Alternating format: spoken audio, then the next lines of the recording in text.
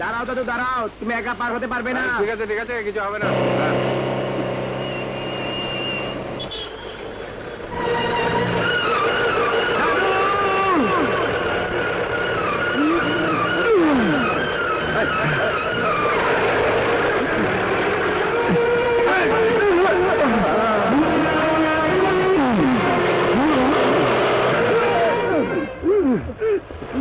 শালা গায়া ভূত, বাজি ধরে 16 কোটি খেলছিলাম, আমার জিতা গেম। 50 টাকা দাও।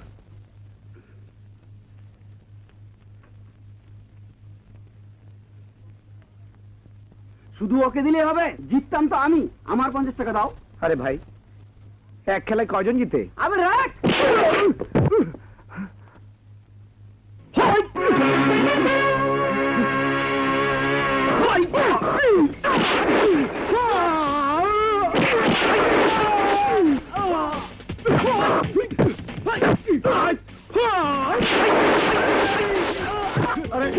দাদু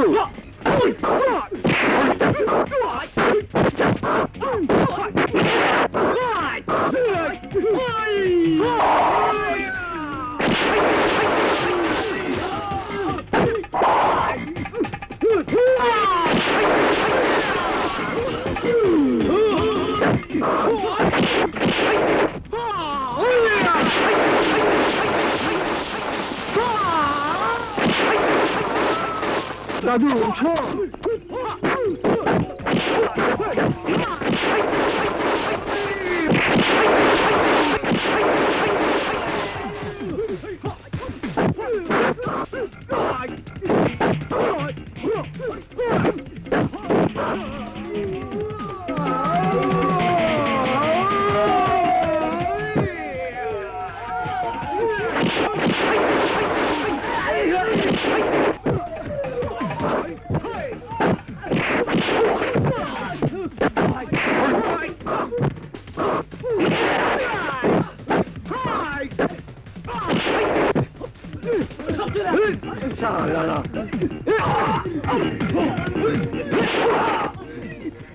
শালারা পালাস কেন? তোর কোথাও লাগেনি তো দাদু ভাই? না দাদু, পারবি, তুই পারবি দাদু ভাই। তোর বাবা মার রক্তের বদলা নিতে তুই পারবি। আশা হচ্ছে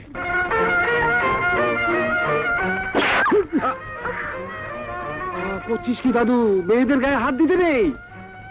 তুমি চুপ করো দাদু, চলো তোমার গার্জিয়ানের কাছে।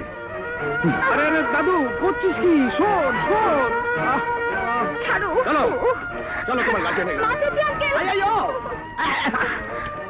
আর কি হয়েছে বলবে তো? আরে ভাই আই না, আঙ্কেল আঙ্কেল, মাদ্রাজি আঙ্কেল। কি হয়েছে বলো তো? আমার বৃদ্ধ দাদুটাকে চড় মেরেছে, এই তো। কি যে মনে করো না বাবা, এটা ওর একটা বাতিক, অসুখই বলা যেতে পারে। অসুখ? টাক দেখলেই ওর হাত চুলকায়, তাই তাকে চর না মারা পর্যন্ত শান্তি পায় না। বিশ্বাস হচ্ছে না? এই দেখো মামুনি,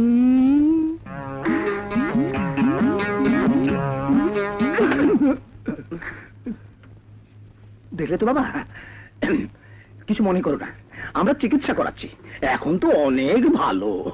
আসি, চলো মামুনি।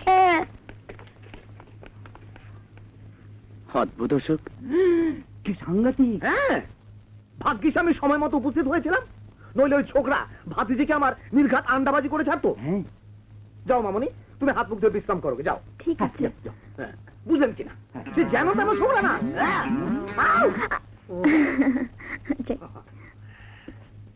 না না, আর অবহেলা করা যায় না। আমি আজই হুজুরের কাছে যাব। হুজুর? কোথাকার হুজুর? আহা, খানকায় মুশকিল আসানের হুজুর, বড়ই বুজুর্গ ব্যক্তি। তার তদবিরের উছিলায় সব সমস্যার সমাধান হয়ে যায়। তাই নাকি? হ্যাঁ, তাহলে মেহেরবানি করে আমাকেও নিয়ে চলুন না। হ্যাঁ, নিতে পারি, তবে হুজুরের নেক নজর আপনার উপরে পড়বে কিনা সে নিশ্চয়তা দিতে পারি না। ওখানে বড় বড় রুই কাতলার যাবে, এই তুলনায় আমি তো পুঁটি মাছ, তাই না? তবে চুনো পুঁটি না, সর পুঁটি। কদর আছে। ও,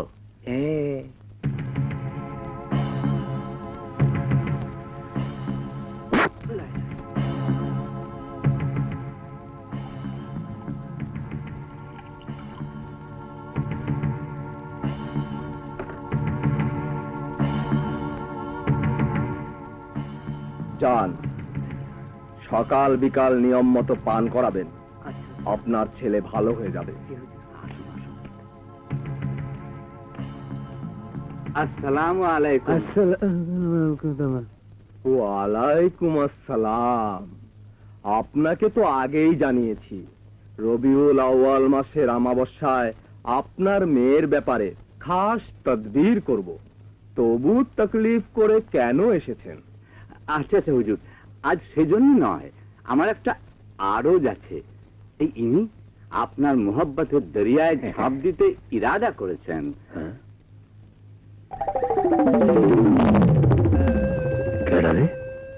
আপনারা একটু পাশের রুমে অপেক্ষা করুন, আমি নূতন মেহমানের সাথে একটু আলাপ করি।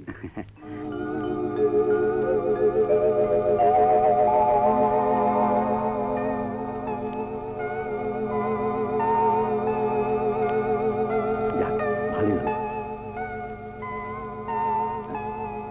আপনি পাশের রুমে অপেক্ষা করুন ফজল সাহেব। জি জি। যান, আপনার কপাল মনে হয় খুলে গেল। খবরদার কোন বেয়াদবি করবেন না। হ্যাঁ,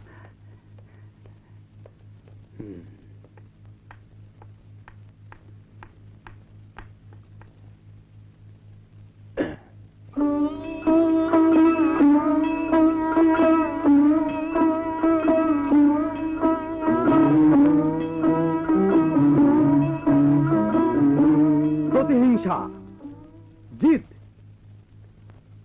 তোমার মাথার ভেতর গিজগিজ গিজগিজ করছে।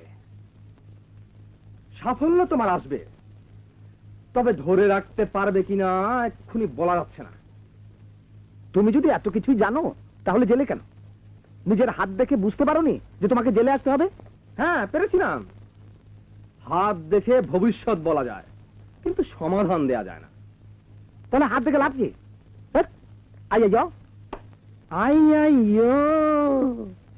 জেলখানার বেনাম্বারি জ্যোতিষ, এবার নাম্বারি হুজুর।